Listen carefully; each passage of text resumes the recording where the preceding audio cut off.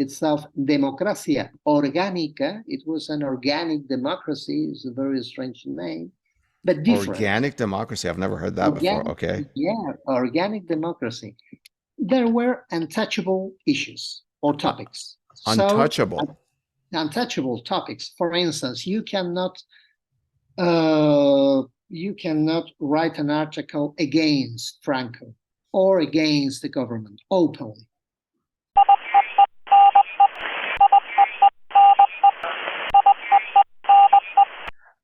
Dr. Ponce, to varying degrees, most Americans know of Spain's civil war in the 1930s. Yeah. For example, Ernest Hemingway famously wrote about it. His novel, For Whom the Bell Tolls, is very famous. And in a way, the Spanish Civil War was the rehearsal, a dry run, if you will, for the opening of World War II. I don't want to talk about what happened or narrate that history. What I'm interested in is, what was Franco's regime's ideology? Was it just for power? Well, it's a very interesting question, and it's not easy to give a simple answer for that, no? But well, if I understood well, you mean that you're asking if Franco wanted the power of... Well, of course you wanted power. What I was wondering is, what was his real ideology? Okay. Well, according to a very popular belief, it's easy to put the qualification of Franco as a fascist, and that's all, no? But it's not clear. It's not clear because well, the Spanish Civil War started as a result of an anti-republican coalition integrated by phalangists. They were real fascists, but also there were monarchists, Catholics, people that comes from the right, even from the center right. It was a very heterogeneous coalition against the republic. But that coalition needed the army to move the Republican government, and in that way, the army played a key role. And within the army, Franco played the most outstanding role in that way, and he took the power from the beginning, almost from the beginning of the war, the Civil War, because the Civil War started in July, and he took the power as chief of the state in October of that year. And was that 1936? 1936, currently. Yeah. And he took the power, and he never get rid of the power. He was forever. In fact, there was a General Cabanillas, who said, when he knew that Franco took the place of the power and the charge of chief of the state, this man will be in power forever. Oh, wow. Yeah. So maybe you're answering the question that I was attempting to ask. What I was trying to figure out is whether or not Franco had a vision for Spain, or was he an opportunist to grab power, whether be it under fascist ideology or Republican ideology? I guess that's the real question. Did he aspire for Spain to go somewhere in the future? No, well, I wouldn't say so. But I have to say, so I wouldn't say so in terms that he didn't know what is going to happen in 20 or 30 years after the Civil War. No? Yeah. But I have to say that he was very clever to adapt his regime to the international atmosphere. No?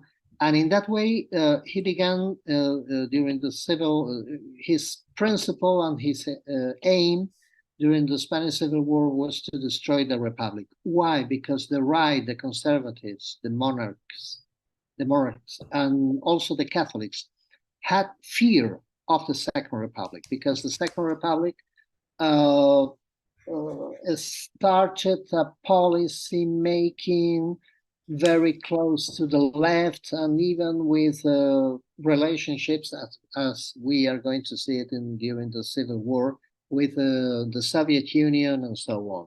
Oh, like So with Stalin and all of that. I see. yeah, yeah, and Franco took the opportunity to win the war with the help of Italy, with the help of Germany, but Hmm.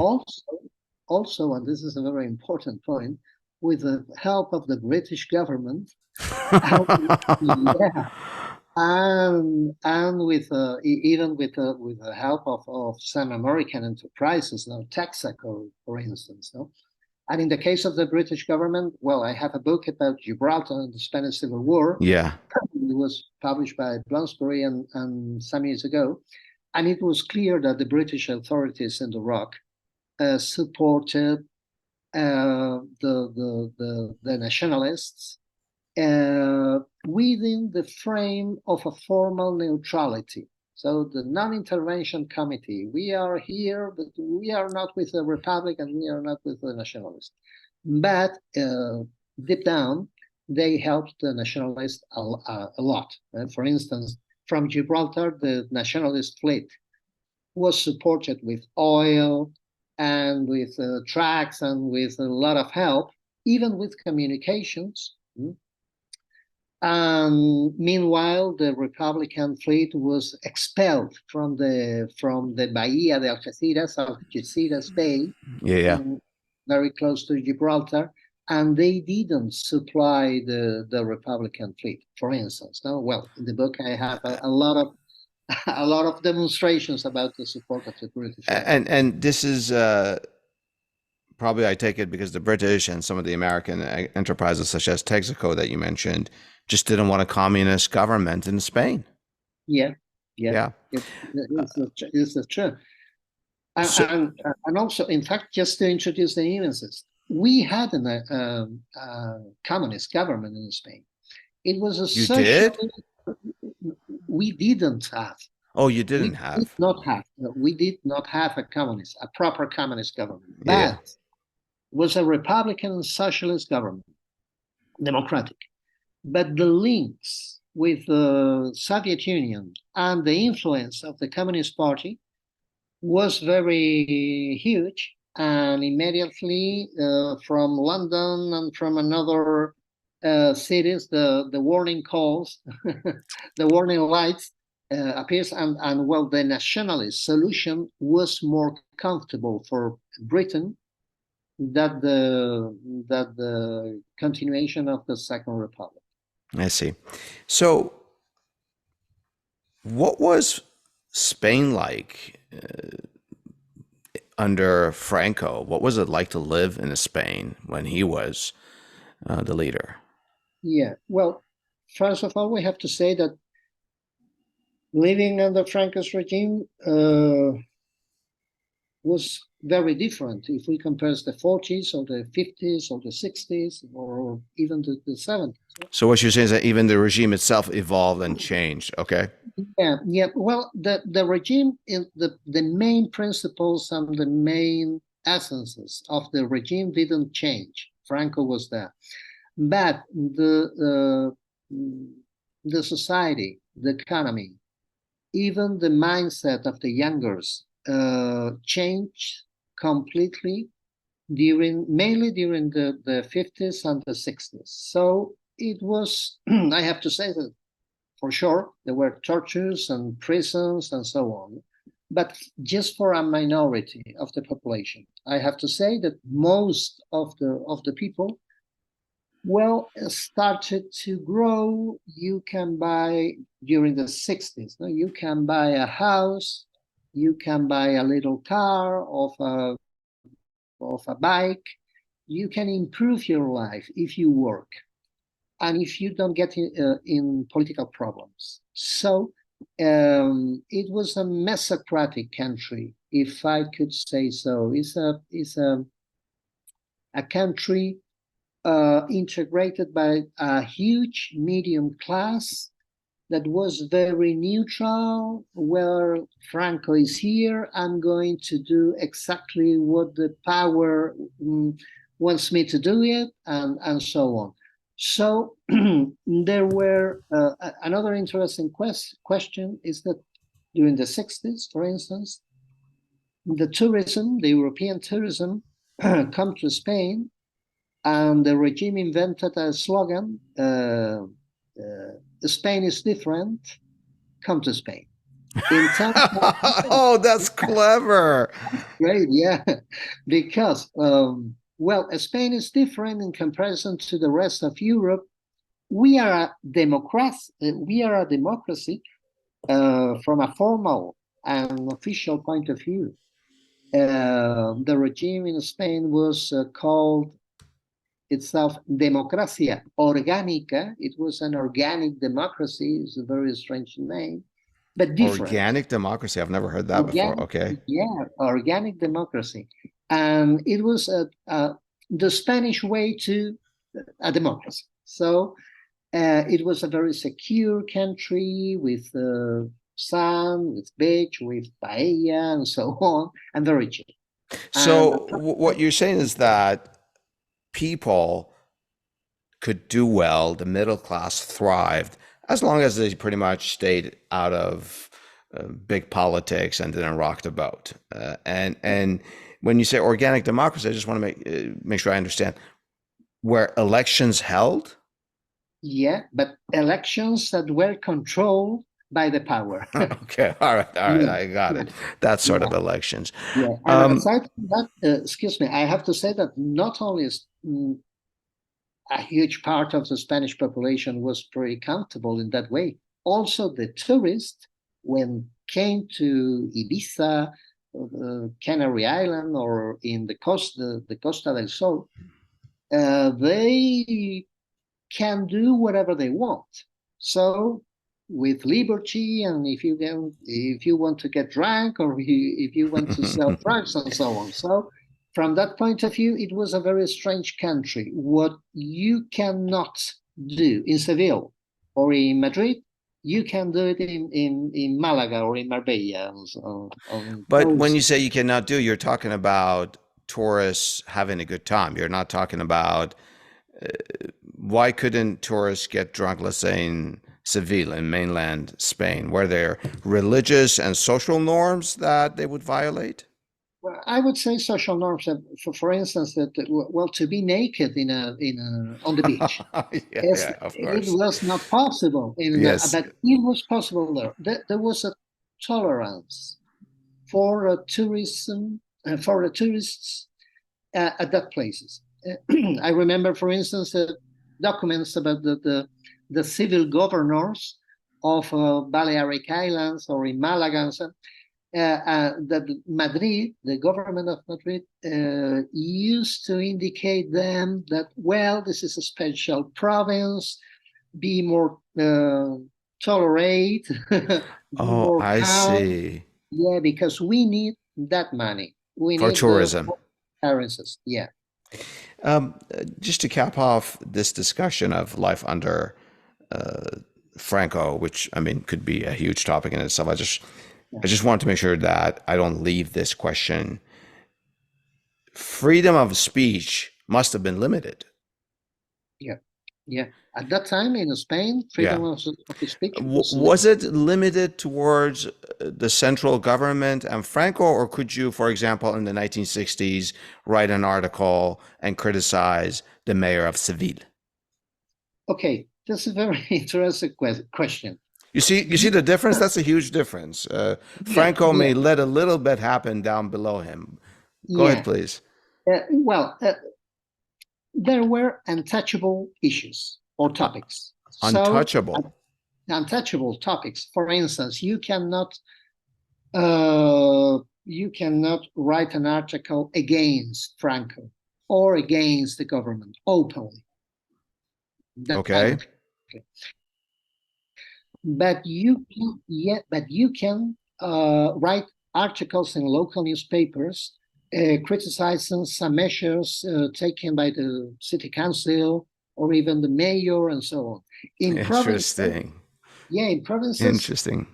it was very clear. You cannot write against the governor because the governor was the representation of the central government. But on the other hand, you can criticize some members of the city council, even the mayor, even sometimes the Catholic Church, and you can defend an opening of liberties. So it was a quite a strange atmosphere at that time during the 60s, because writers didn't know exactly the limits of the freedom of speech at the There's a time. lot of vagueness there. It's like, how far can I push this, right? Yeah, yeah. And it was difficult because some writers, when we read those articles today, well, wow, he's saying a lot of things here, Yeah. and You mean he's those exercising a lot of liberty. He's being daring.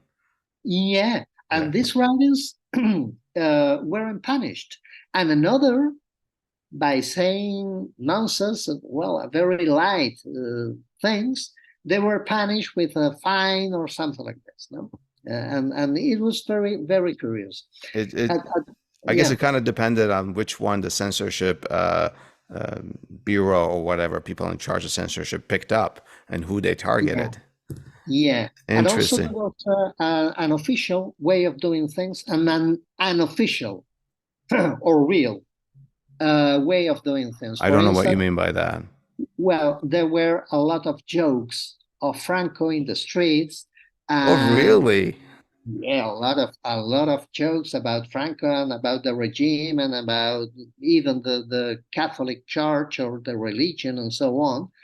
And this was the unofficial way of doing things. So as the society did things at the time, and there were another level, the official level, that everything was fine. Now everything was I perfect and love everything. that. So let me just, as you say, the unofficial Yeah, was make, let's say you're in the street, you're having a cigarette, you're having a drink, a cup of coffee, yeah, and you make jokes about Franco. yeah, yeah. Um, that brings up this question. How would you know that the person with whom you're joking around is not a government affiliated person and an outright government informer?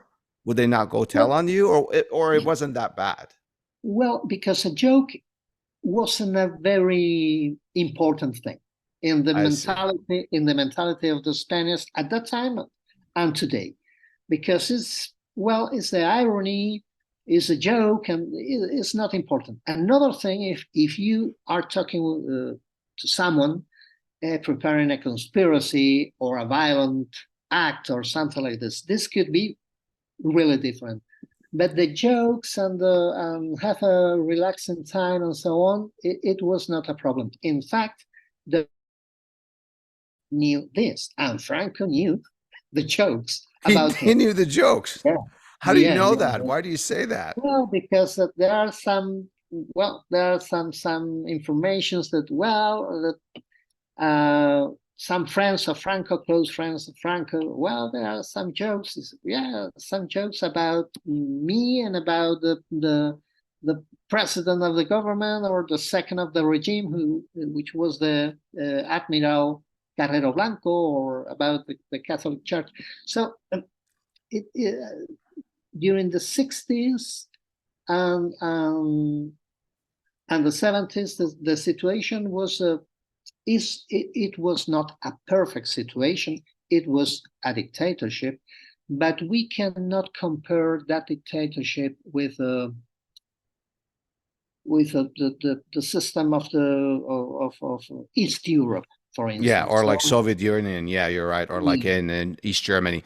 It seems like from what you described, the combination of the ability to sort of unofficial channels, sort of make light, make jokes about the government, including Mr. Franco himself, and also the ability to criticize local officials for local problems or what have you. That was allowed. It almost gave a pseudo sense of freedom and ability to vent a little bit so that the society doesn't blow up. That's really interesting. We'll be back after a short break to talk about democracy and monarchy in Spain.